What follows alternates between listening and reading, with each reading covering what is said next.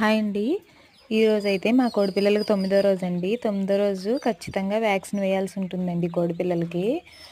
ఇది ఐబీడీ అనే 2 ప్రాబ్లమ్స్ నుంచి రెస్క్యూ చేసుకోవడానికని చెప్పి వేస్తామండి. ఈ వ్యాక్సిన్ మాత్రం అస్సలు ఫెయిల్ అవ్వకుండా ప్రతి కోడిపిల్లకి కంట్లో ఎయాల్సిందేనండి కంపల్సరీ.